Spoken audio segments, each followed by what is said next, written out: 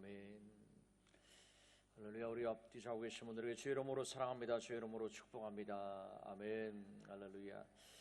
오늘 우리가 은혜 받으신 하나님의 말씀은 에베소서 6장 우리 13절에서 17절까지의 말씀입니다. 우리 한 목소리로 함께 봉독합니다. 그러므로 하나님의 전신갑주를 취하라. 이는 악한 날에 너희가 능히 대적하고 모르는 일을 행한 후에 서기 위함이라. 그런즉 서서 진리로 너희 허리띠를 띠고 의의 호심경을 붙이고 평안의 복음에 준비한 것으로 신을 신고 모든 것 위에 믿음의 방패를 가지고 이로써 능히 악한 자의 모든 불화살을 소멸하고 구원의 투구와 성령의 검 곧 하나님의 말씀을 가지라. 아멘. 오늘 본문에 보면 전신갑주의 마지막 무장으로서 무엇을 얘기하고 있습니까? 너희가 성령의 검을 가지라. 성령의 검 곧 말씀을 가지라는 것이죠. 검이 존재하는 목적은 무엇일까요? 전쟁 가운데서 적군을 무찌르는 그러한 무기이죠. 전쟁에 승리하여서 영토를 확장하고 그 나라에 주권을 세우는 것이 목적입니다.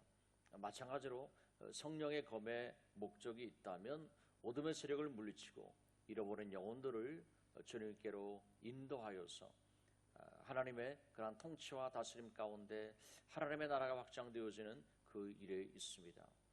주님께서 우리에게 이와 같은 성령의 검을 주셨는데 우리가 그것을 어떻게 사용해야만 될 것인가 라는 것입니다. 첫 번째 우리가 생각해 본다면 검을 사용하는 사람의 태도와 자세가 참으로 중요합니다. 우리가 검을 생각하게 될 때요, 전쟁을 생각한다면 우리 아군뿐만 아니라 적군도 검을 가지고 이제 전쟁을 벌이게 되죠. 근데 사단이 사용하는 검이 있습니다. 그 사단이 사용하는 검은 무엇일까요? 그것은 뭐냐면 진리를 왜곡되게 만든 바로 그 검, 그것이 사단의 검이에요. 인류의 조상인 아담과 하와에게 뭐라고 거짓말을 얘기합니까? 창세기 3장 4절에 보면 뱀이 여자에게 이르되 내가 결코 죽지 아니하리라 라고 거짓말해요. 선악과를 먹으면 정령코 반드시 죽는다라고 말씀하셨는데 죽지 아니하리라 라고 진리를 왜곡한 것이죠. 또 뭐라고 얘기를 합니까? 너희가 먹는 날에는 너희 눈이 밝아져서 하나님과 같이 선악을 분별할 수 있게 되어진다. 완전히 거짓을 얘기를 합니다. 근데 여러분 놀라운 것은 뭘까요? 하와가 그 말에 넘어가고 맙니다. 아담에게서 아담을 통하여서 하나님께서 말씀하신 것을 분명히 듣고 알았을 터인데 왜 이렇게 하와가 쉽게 사탄에게 넘어간 것일까요? 그것을 우리가 생각한다면 사단은 집요합니다. 한두 번 하고 결코 포기하는 그런 존재가 아니라는 거예요. 집요하게 거짓말을 가지고 공격하고 넘어뜨린다라는 것이죠. 히틀러의 유명한 웅변술이 있지 않습니까? 말도 안 되는 거짓말을 하게 될 때요, 게르만 민족이야말로 세계 최고의 그러한 민족이고 이 민족이 모든 그 사람들을 자유케 하고 다스려야 된다, 뭐 이런 거짓을 얘기를 하죠. 사람들이 들을 때 아무도 그것을 사실이라고 받아들이지 않았어요. 근데 다시 한번 또 확신 있게 얘기를 합니다. 그러면 사람들이 어떻게 생각합니까? 정말 그럴까? 라고 뭔가 의심을 하게 되는 거죠. 세 번째 얘기하면 어떻게 합니까? 정말 저 사람 말이 맞아, 이렇게 되어지는 것. 바로 우리는 거기에서 사단이 어떻게 사람을 조종하고 움직이냐는가를 우리가 볼 수가 있습니다. 그렇다면 우리가 이러한 싸움 가운데서 승리하기 위하여서는 어떻게 해야만 될까요? 우리들도 성령의 검을 가지고 정말 포기하지 아니하고 우리가 끈질기게 우리가 승리를 위하여서 싸움을 싸워야만 된다는 것이죠. 승리를 위한 우리의 자세는 그 검을 사용을 하는 것입니다. 계속적으로 사용을 한다라는 거예요. 반복적으로 사용하는 것이죠. 우리 콜럼버스의 예를 들어보면 우리가 쉽게 알 수가 있습니다. 아메리카 대륙을 발견한 콜럼버스가 매일매일 하루도 빠지지 않고 실천했었던 실천 사항이 있었어요. 그것이 무엇이었었냐면요, 콜럼버스는 하루에 성경을 반드시 20장씩을 읽었다고 합니다. 그리고 기도를 하루에 2시간씩을 했다고 그래요. 그러니까 우리가 하는 것보다 2배를 더 합니다. 우리는 하루에 10장 읽고 하루에 1시간 기도하고 이것도 때로는 힘들어하는데, 콜럼버스는 20장씩 읽고 2시간씩 하고 또 한 가지 빠뜨리지 않고 했었던 것이 있어요. 그게 뭐냐면 내게 능력 주신다 해서 나는 모든 것을 할 수 있다라는 말씀을 하루에 100번씩 선포를 했다고 합니다. 여러분, 왜 이렇게 했을까요? 한번 생각해 보십시오. 그 옛날에 뭐 증기기관이 있었습니까? 아니면 뭐 디젤 엔진이 있었습니까? 그냥 바람 맞아서 가는 그러한 배예요. 뭐 다른 동력이 있었던 것도 아니잖아요. 근데 여러분들 한번 생각해 보세요. 깜깜한 밤바다예요. 근데 뭐 별빛이 한두 개 비춰지는 거의 잘 앞이 보이지 않아요. 근데 여러분들 한번 생각해 보세요. 그 앞에서 한 거대한 10층 정도 되어지는 건물처럼 파도가 일어서서 내 앞으로 다가온다고 한번 생각해 보세요. 그 공포와 두려움은 정말 어떻게 말로 설명할 수가 없을 거예요. 이런 어떤 상황들을 계속적으로 접하다 보면 어떻게 됩니까? 사람이기 때문에 낙심이 들어져요. 하다가도 포기합니다. 야, 이러다가 죽겠다. 과연 신대력은 있기는 한 거야? 뭐 여러 가지 생각들이 많이 일어나지 않겠습니까? 여러분들 인생을 살다 보면은 여러분들이 무엇을 하든, 야, 이거 제대로 지금 하고 있는 것일까? 이거 앞에 미래가 소망이 있는 거야? 이거 뭐 사업은 제대로 이게 될까? 뭐 여러 가지 많은 의심들과 염려들이 다가와요, 사람이기 때문에. 근데 그것을 어떻게 할 것입니까? 마음에서 지면 그냥 다치는 거예요. 마음에서 이미 낙심이 들어오고 그리고 염려가 내 마음을 사로잡으면 그건 싸우거나 마나요, 여러분. 그렇잖아요. 그랬을 때 콜럼버스가 택한 것은 무엇입니까? 그러한 어떤 환경 앞에서 담대하게 마음을 지키고 승리할 수 있었던 그 비결을 진리에서 찾았다라는 것입니다.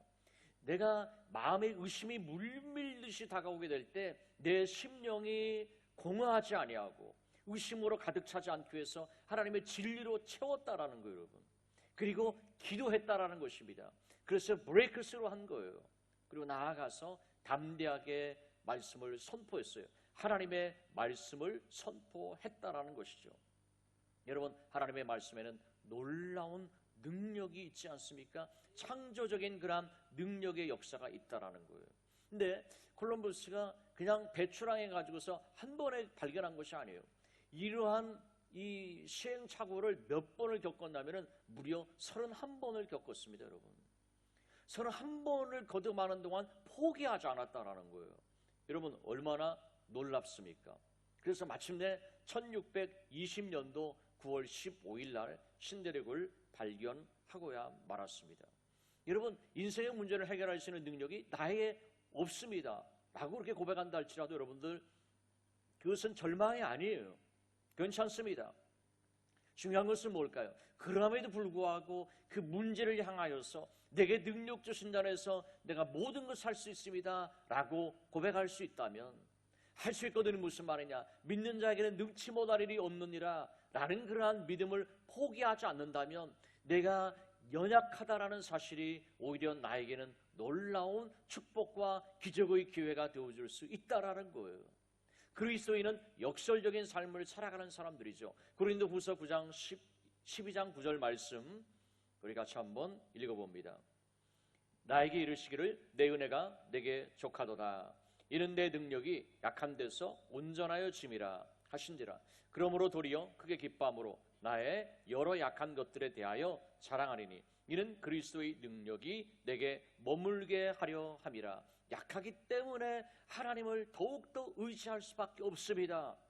하나님을 간절히 찾고 찾는 자에게 하나님 만나주시고 하나님의 얼굴을 구하는 자에게 하나님께서는 능력을 베풀어 주시는 줄로 믿습니다. 제가 여러분들에게 심리학적인 용어 2가지를 알려드린 적이 있죠. 뭡니까? 프리퀀시 이펙트예요. 그게 뭐예요? 빈발 효과라는 거죠. 정보가 계속적으로 전달되지 않으면 처음에 왔었던 정보는 잊어버리게 되어진다라는 거예요. 그래서 지속적으로 한 번씩 계속 반복해야 된다라는 거죠. 또 한 가지 용어는 슬리퍼 이펙트예요. 깨우지 않으면 잠들어 버린다라는 거예요. 그래서 잊어버린 마음 다시 깨워야 돼요. 2가지 용어를 한마디로 말한다면 뭘까요? 지속하는 것이 능력이다라는 거예요. 성경 통독도 지속하는 것, 그리고 말씀의 선포도 지속하는 것, 기도하는 것도 지속하는 것, 이것이 바로 하나님의 능력을 체험한다라는 것이죠. 여러분, 백부장의 놀라운 믿음, 예수님께서 칭찬하셨잖아요. 이만한 믿음을 내가 유대인들 가운데서도 보지 못했는데 와, 대단하다라고 예수님이 감탄하신 그 믿음이요. 백부장은 뭐였습니까? 나의 하인이 병들었는데 예수님이 그럼 가서 내가 기도하고 고쳐줄게 라고 말씀하실 때 백부장이 뭐라고 합니까? 오실 필요 없습니다. 백부장인데 제가 명령하면 부하들이 다 알아서 말만 해도 듣습니다. 그러니까 예수님 말씀만 하시옵소서 라고 그렇게 예수님께 말씀을 드렸을 때 예수님 감탄하신 거예요. 그 믿음에 대해서요. 여러분 잘 한번 생각해 보세요. 언제 역사가 일어났느냐라는 거예요. 백부장은 예수님한테 이런 말씀을 하기 전에도 믿음이 있었어요. 마음속으로 예수님께서 말씀만 하셔도 될 거야 라는 믿음을 가지고 있었다라는 거죠. 근데 언제 역사가 일어났습니까? 입술로 고백했을 때, 즉 마음에 믿어 의에 이르고 입으로 신하여서 구원에 이른다라는 거죠. 그래서 여러분들이 알고 있는 바, 믿고 있는 그 말씀을 입술로 담대하게 고백하고 선포하는 것은 얼마나 중요한 일인지 모릅니다. 여러분, 우리가 얼마나 스트레스가 많은 세상 가운데 살아가고 있습니까? 불확실한 시대 가운데 살아가고 있지 않습니까? 여러분, 오늘은 희망이라 할지라도 내일은 또 암담한 거예요. 이런 상황 가운데서 여러분 정말 우리는 안심하기가 힘든 불안한 시대 가운데 살아가고 있어요. 그래야 할 때 그 마음을 여러분들이 다스리시는 것은 뭘까요? 하나님의 말씀을 계속적으로 여러분들이 입술로 고백하고 선포하는 데 있다라는 것이죠. 두 번째는 여러분 겁을 단련해야만 된다라는 거예요. 불에 집어넣었다, 또 물에 넣었다, 망치로 때리면서 계속적으로 반복하지 않습니까? 많이 반복할수록 더 검이 단단해지고 보검이 되어지는 거예요. 이 과정을 통해서 이제 그러한 연단을 통해서 보검이 나오게 되는데, 연단을 하는 그러한 목적 가운데 또 다른 중요한 한 가지의 목적이 있습니다. 그것은 뭐냐면 칼과 칼자루에 불순물 또는 기포 이러한 것들을 없애야 된다는 거예요.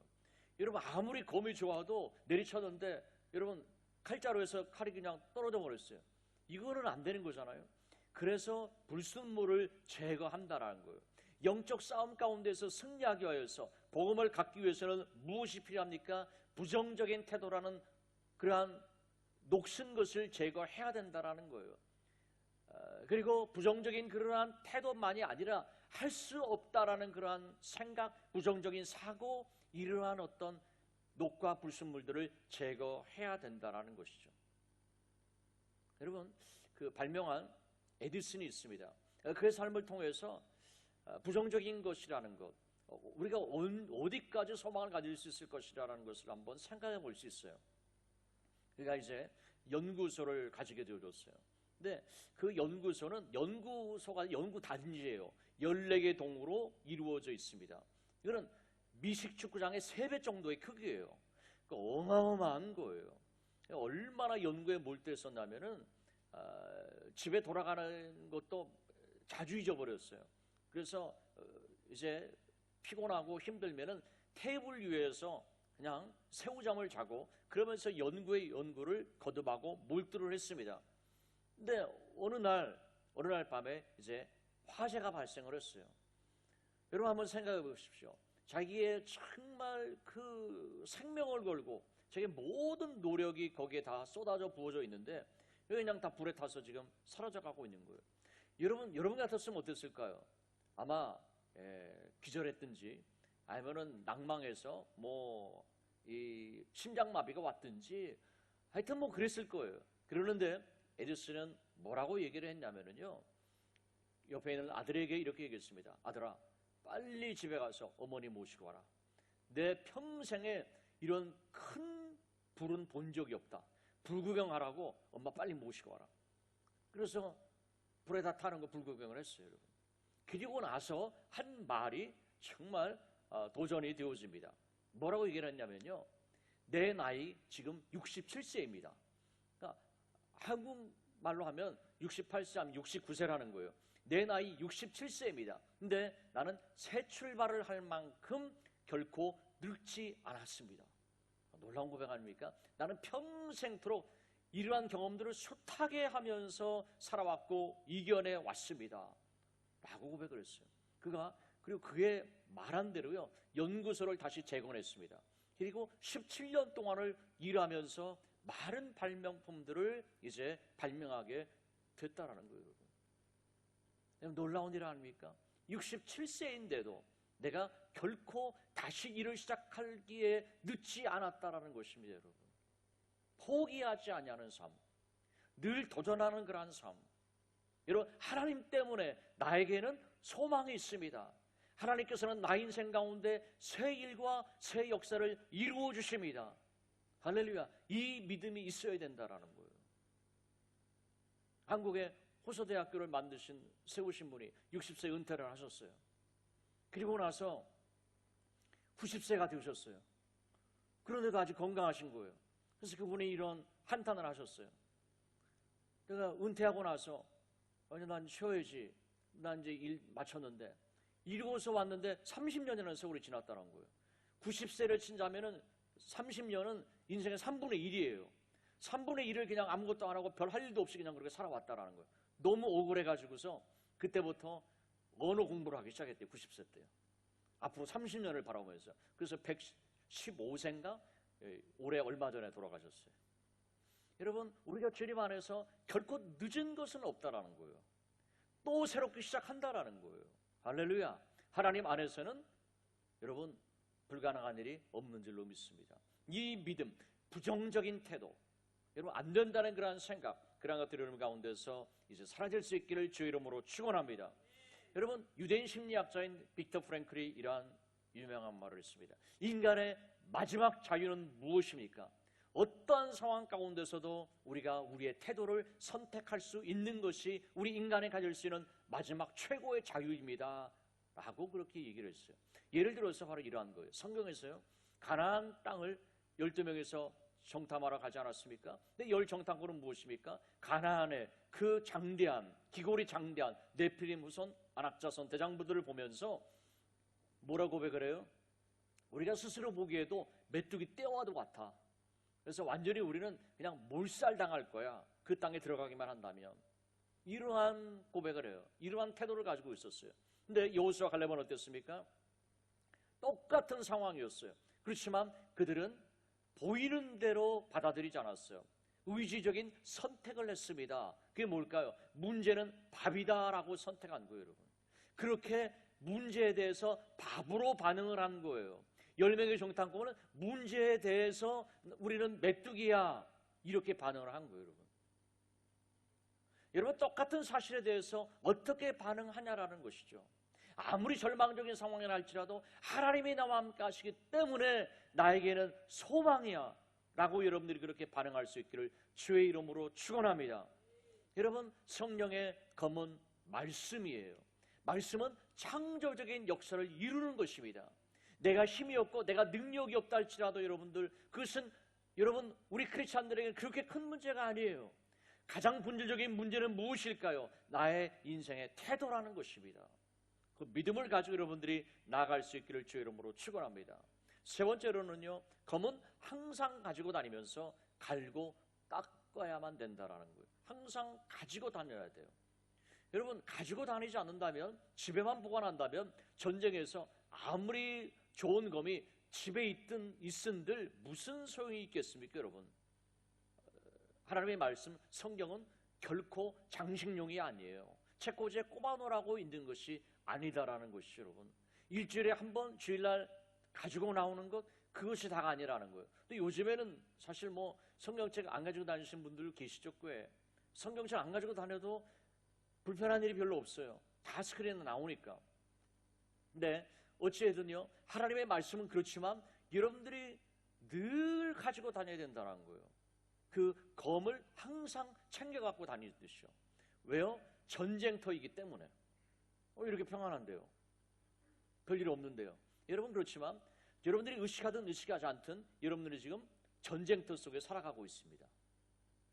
성경이 우리들에게 말씀해 주고 있는 그러한 사실이에요. 베드로전서 5장 8절 말씀. 우리 다시 한번 읽습니다. 근신하라, 깨어라. 너희 대적 마귀가 우는 사자같이 두루다니며 섬길 자를 찾나니. 여러분, 이게 뭐예요? 그냥 사자가 돌아다니는 게 아니라 울부짖는 그러한 사자예요. 배가 고픈 사자든지 아니면 화가 엄청난 사자든지, 여러분 이 사자 앞에 그냥 이 견딜 사람이 누가 있겠습니까? 여러분, 사탄이 이렇게 하고 다닌다라는 거예요. 우리는 영적인 전쟁터 가운데 살아가고 있다면 우리는 분명히 하나님의 말씀을 가까이 하고 늘 여러분들의 말씀을 통독하고 여러분들이 말씀을 준행하는 삶을 살아야 된다라는 거예요. 그래서 여러분들에게 오늘 이 시간에 우리 성경을 통독한 일독을 하신 한 성도님의 간증을 여러분들에게 제가 읽어드리려고 그래요. 본인이 읽는 게 좋겠지만 제가 항상 무명으로 하기 때문에 프라이버시가 있어요. 무명으로, 물론 뭐 말씀드릴 수도 있겠지만 제가 여러분들에게 한번 읽어드리도록 그렇게 하겠습니다. 말씀 통독으로 인한 은혜로 나의 생활에 일어난 변화가 교회 식구들에게 조금이라도 영향력을 미칠 수 있다면 이 말씀 통독으로 인한 간증을 글로 표현하는 데는 심적인 부담감은 있지만 하나님을 기쁘게 해드리는 일 중에 하나가 될 수 있겠다 싶어서 저의 간증을 간단하게 요약을 해봅니다. 첫째는 말씀 통독 과정에서 하나님과의 인격적인 만남이라는 엄청난 선물을 제가 받게 되었습니다. 나의 일생에 역사적인 그런 귀한 사건으로서 내가 분명한 하나님의 자녀라는 사실을 깨닫게 되었습니다.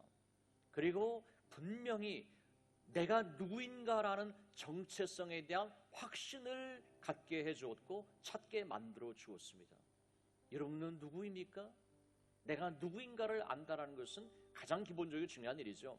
나는 간호학을 전공한 탓으로 논리를 좋아하고 과학적인 입증이 없이는 어떤 사실을 그냥 잘 믿지 않냐는 그러한 성격의 소유자였습니다. 크리스찬으로서 제가 참 부끄러운 고백이긴 하지만 여태까지는 예수님이 우리의 죄를 대신해서 돌아가셨다라는 그러한 사실은 성경에 쓰여져 있으니까 그러려니 그냥 하는 정도였지, 사실 제 가슴 가운데로는 그 말씀이 정말 믿어지지는 않았었습니다. 근데 요한복음 17장 유다가 안내한 군대와 대제사장들의 종과 바리새인들로부터 온 아랫사람들에 의하여서 체포되어지기 전에 예수님이 하늘을 우러러 아버지께 기도하는 그러한 대목을 읽으면서 저도 모르게 통곡이 쏟아져 나오기 시작했습니다. 그 통곡은 주체할 수 없었고 나의 흔들리는 그 몸을 절제를 할 수가 없었습니다. 그 쏟아지는 그 통곡이 과거를 돌아보면은 나의 아버지가 돌아가셨을 때에도 사실 그런 통곡은 이 정도까지의 통곡은 없었습니다. 여러분, 놀라운 일 아닙니까? 성경을 통독하는 가운데 이러한 놀라운 역사가 일어났다는 거예요. 그 통곡은 성령께서 내게 임하여서 예수님이 나의 죄를 대신해서 십자가에 못 박혀 돌아가셨다는 그러한 사실이 나의 뼛속 깊이까지 믿어졌고 지금까지 나의 죄에 대한 회개의 눈물과 창세전부터 나를 위해서 구원의 계획을 세우시고 나를 택하시고 오랫동안 인내하시면서 지금까지 나를 포기하지 않냐고 사랑하시는 하나님 아버지의 사랑을 깨달음에서 나오는 감사의 눈물이었던 줄로 믿습니다. 전지전능하신 하나님, 온 우주의 주인이신 하나님, 모든 물질과 자원 그 자체이신 하나님, 그러한 하나님의 자녀, 그 하나님이 바로 내 아버지다라는 사실이, 이 엄청난 사실이 깨달아졌는데 바로 이 깨달음을 성령 하나님께서 주셨다라고 확신을 합니다. 예수 그리스도의 십자가로 저에게 새 생명을 주신 하나님 아버지께 감사를 드립니다.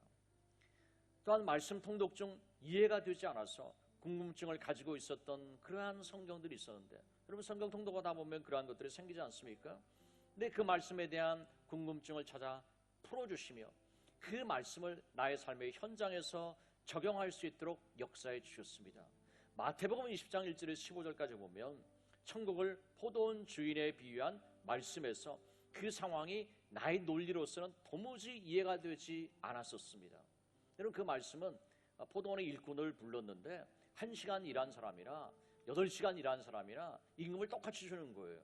바로 이러한 내용이 바로 마태복음 20장 1절 15절까지 내용이죠. 근데 저희 집을 매매하는 과정 가운데서 우리 집과 현 시세, 내 기준의 현 시세, 나의 논리로 비교해서 더 좋은 가격을 받을 수 없었던 것을 불평하고 있는 중에 나의 마음속에서 그 가격은 내 마음이다, 내가 그 집 가격대로 주지 않았냐? 라는 그러한 말씀이 들려서 깜짝 놀라서 그 말씀을 다시 읽고 그때서야 이해되지 못한 말씀에 대한 그 말씀에 대해서 성령께서 직접적으로 체험하게 하셨고 이해하게 하셨고 내게 주신 것에 대한 감사가 그동안 너무나도 없었다라는 것을 깨우쳐 주셔서 제가 정말 회개하고 하나님께 오히려 감사의 기도를 올려드릴 수가 있었습니다. 여러분, 놀라운 그런 은혜 아닙니까? 또한 신명기 15장 1절에서 3절까지 보면 매 7년 끝에는 면제하라. 2절에 보면 면제의 규례는 이러하니라. 그의 이웃에게 꾸어진 모든 체조는 그것을 면제하고 그의 이웃에게나 그 형제에게 독촉하지 말지니 이는 여호와를 위하여 면제를 선포하였습니다. 3절에는 이방인에게는 내가 독촉하려니와 내 형제에게 꾸어준 것은 내 손에서 면제하라. 이 구절을 읽는 동안 나의 가족 중 한 사람에게 큰 돈을 꾸어준 것이 생각났습니다. 그에게도 이 금액은 상당히 큰 금액이었지만 저에게는 하루에 3시간에서 4시간 밖에 잠을 못 자면서 매일 16시간씩을 풀타임으로 일한, 16시간이 풀타임이 아니죠. 하루에 2짭, 3짭씩 떠야지 16시간 일하게 되는 거죠. 16시간 정도 풀타임으로 일한 결과 세이브한 돈이므로 나에게 이 액수의 돈은 정말 너무나도 힘들게 번 돈이었습니다. 근데 성령께서 제 마음 가운데 깨달음을 주셨습니다. 이제는 이 빚으로부터 그 사람을 자유하게 해주라 라는 마음을 주셨습니다.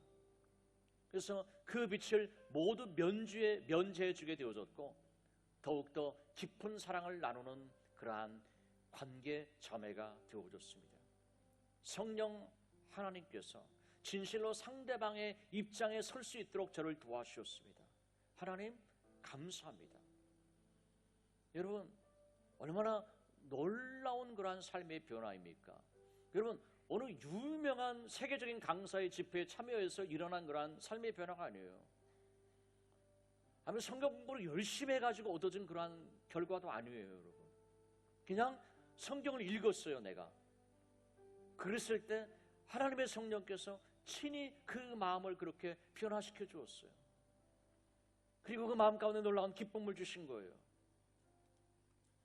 더욱이 말씀 통독으로 하나님 앞에 나약한 나 자신을 발견하게 되었습니다. 예전에는 난 정말 못할 일이 없다라고 생각했었던 당당한 그러한 삶을 살아왔던 저였습니다. 어떤 성취한 일에 대해서는 내가 다른 사람들보다 더욱더 열심히 일한 대가야 라고 그렇게 생각을 했고, 어느 정도 일해서 안 되면 내 부족이라고 생각하고 10번을 다시 하고, 안 되면 20번 반복하고, 안 되면 100번이라도 집요하게 끝까지 포기하지 않고 노력을 해서 마침내 이루고야 마는 그런 성격의 소유자였습니다. 근데 성경을 통독하면서 하나님 나를 보게 한 것은 내가 교만했다라는 것이었습니다. 일을 통해서 수많은 다양한 사람들을 만날 수 있었고 좋은 사람들도 만났지만 그중 나와 같지 않은 생각이나 의견을 가진 사람들이나 자기 이익만 생각하는 사람들이나 정말 다른 사람들의 입장을 이해하지 못하는 사람들이나 다른 사람들의 말을 진심으로 듣지 못하고 자기 생각만 얘기하는 사람들이나 항상 부정적인 사람들이나 미리 판단하고 상대방 말은 아예 귀막고 듣지 않고 자기는 상대방에게 상처를 주는 줄도 모르고 쉽게 상처를 주는 사람들을 만났을 때는 내가 스트레스를 받거나 나의 긍정적인 사고에 부정적인 영향을 받을까봐 그 사람들에 대해서 신경을 안 쓰고 그냥 넘어가곤 했지만 정작 내 자신의 모습은 제가 살펴보지 않았던 것을 제가 발견하게 되었습니다. 이런 부정적인 사람들에 대한 나의 생각, 어떤 문제나 어려운 상황이 발생했을 때 나의 태도가 말씀 통독으로 인해서 완전히 바뀌게 되었습니다.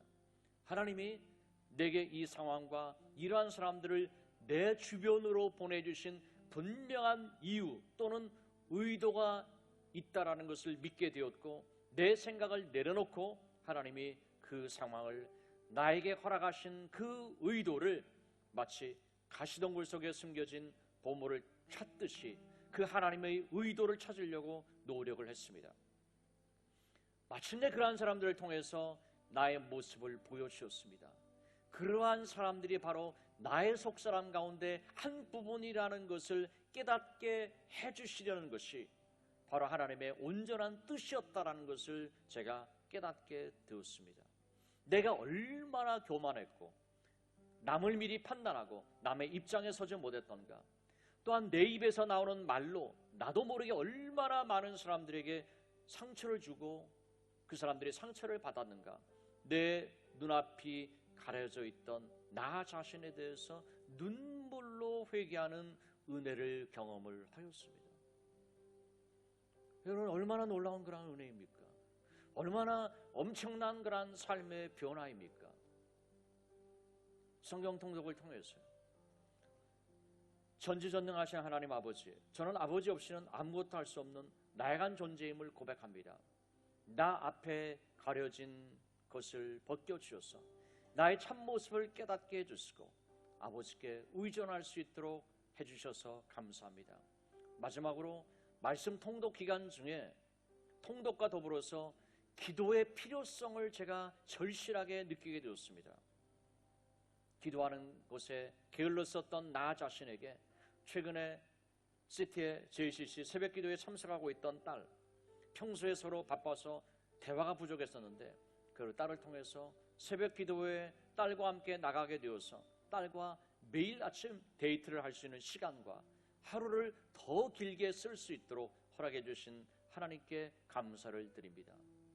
말씀 통독 2독 도전을 앞두고 좀 더 영적 성숙으로 변화되어져서 하나님이 더욱 사랑하는 딸의 모습으로 항상 하나님을 찬양하고 하나님께 영광 돌려드리는 사명을 위해 살아가는 그러한 딸이 되기를 소망하며 이독에 도전을 하고자 합니다. 하나님 사랑합니다. 여러분, 얼마나 놀랍습니까? 성경 1독에 하나님께서 부어주신 엄청난 그러한 은혜입니다. 여러분, 그 무엇이 이분의 삶을 그렇게 변화시킨 것이 아니에요. 성경 통독이에요. 근데 중요한 한 가지 조건이 있어요. 그건 뭘까요? 그것은 매뉴얼대로 하라는 것입니다. 나름대로 똑똑한 사람은 매뉴얼대로 하지 않습니다. 자기 생각대로 합니다. 그렇지만 중요한 것은 뭐냐? 반드시 매뉴얼대로 해야 된다는 거예요. 그렇잖아요, 여러분? 근데 매뉴얼이 뭡니까? 혼자 하지 않는다는 거예요. 반드시 그룹으로 해야 된다는 거예요. 그리고 반드시 하루 10장 읽어야 된다는 거예요. 그리고 읽되 소리내서 읽으라는 거예요. 그리고 읽은 것은 읽었다고 서로 얘기하고 한 구절에라도 받은 은혜를 카톡에다 띄워놓는 거예요. 이것이 매뉴얼이에요. 이러할 때요, 하나님께서 이 성경 통독의 기름 부으심의 그 기름 부으심이 여러분들의 삶 가운데 그대로 경험이 되어지고 체험될 줄로 믿습니다. 여러분, 얼마나 놀라운 은혜입니까? 여러분, 다 천국 가셔야 되지 않습니까? 난 천국 안 갈래 하는 분 계세요? 천국 다 가야 되잖아요. 그럼 여러분 평생 교회 다니셔야 되잖아요. 교회 생활, 신앙생활 해야 되잖아요. 여러분 한번 생각해 보세요. 어차피 교회 생활하는데, 어차피 신앙생활 하는데, 여러분 나도 좀 주님을 만나고, 어떤 사람은 눈물도 나고, 어떤 막 기쁘기도 하고, 뭐 좋다고 하는데, 나는 그냥 교회를 다니기는 다는데 늘 맹숭하고, 항상 거기에서 그냥 항상 머물고, 믿는 것도 아니고, 안 믿는 것도 아니고, 다닌 것도 아니고, 안 다닌 것도 아니고, 뭐 좀 발전하려고 하면은 좀 다시 또 자빠지고 넘어지고, 또 주저앉아 있고. 언제 이거 성장해요? 언제? 여러분, 그런 거에 대한 좀 답답함이 있지 않습니까? 하나님 살아계시다는데 저도 살아계신 하나님 정말 한번 만나고 싶습니다.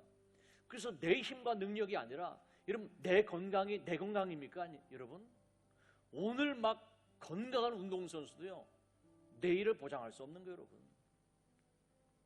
오늘 아무리 큰 재벌이라 할지라도요 내일을 보장할 수 없는 거예요. 여러분 그 세상이 그렇잖아요. 우리가 어차피 천국 갈 그 소망한다면 살아계신 주님을 정말 한번 만나는 거예요. 여러분 그래서 이런 경험을 하는 거예요. 하나님의 말씀의 그 엄청난 능력을 내가 체험을 하는 거예요.